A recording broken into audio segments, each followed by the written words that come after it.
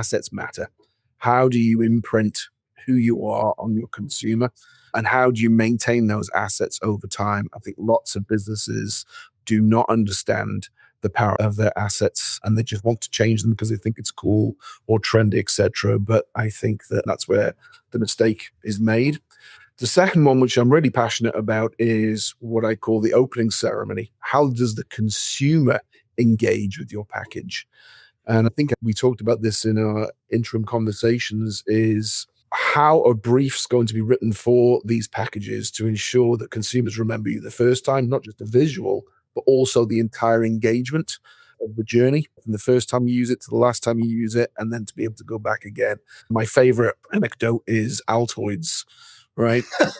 That wonderful little tin of mints is, even when you pick that tin up, it makes that sound, right? You crack it open, you push the paper aside and you go inside for the mints, you push the paper back, and then you crack the tin close. All of those little steps are part of the brand engagement that we remember. They're part of the brand journey.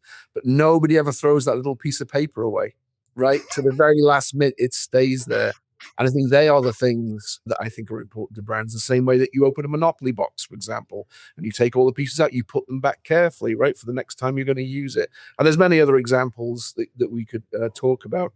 But I think they are, if you can combine those two things, then that's what creates the nostalgia. How do I see you? How do I use you? And how do I remember you? And how do I remember that experience? Fred, I'd never even thought about the Altoids or Monopoly analogies, but I was just thinking the last time I played Monopoly with my grandkids, you're right. Even the 8-year-old was meticulously putting the pieces exactly where they belong back in the box. Yep.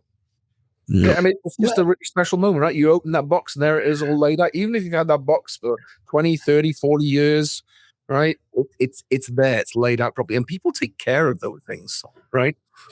They really do. Well, and you think about the grandkids, the first time they played might have been thinking cool toys, but there's that whole engaging experience of playing the sport of Monopoly right together.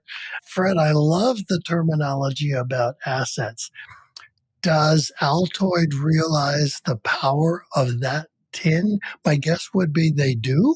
I would argue absolutely they do. I mean, it hasn't changed in such a long time. It used to be owned by Callard and Bowser in Scotland back in the day and before the Wrigley Mars acquisition.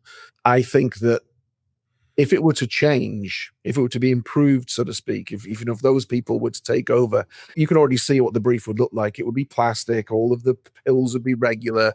They'd be marked with a little A, all the corporate stuff that we do. But all of the things that are irregular and different about that brand is what makes that brand so special, and why it endures in a commodity category like mints. So I think that they do understand it. And I think the brands that do understand who they are and how consumers engage with them are the ones that survive, especially in today's society where we're so hell-bent on things like AI and everything now and everything digital. The brands that deliver an experience are the ones that are going to keep moving forward. Well, guys, if you don't mind, I'll share another example of that. Fred, I don't know if you have Chiba Hut sandwich shops in Chicago yet. I don't think so. I am not the right demographic. Every product in the store is named after some kind of stoner language. From the size of their sandwiches, to everything. And they sell Rice Krispie treats in several different varieties the size of a locomotive. And they know. I was talking to a manager. I said, you do understand how my kids and my grandkids perceive that, right? I mean, you can be on a subway, you can be at a baseball field, and somebody pulls out one of those Rice Krispie treats and starts unwrapping all that saran wrap. And 3 people will come up to that person and go, where did you get that monster? Right? I mean, they're 10 times the size of Rice Krispie treats own Rice Krispie treats, right? And they know exactly.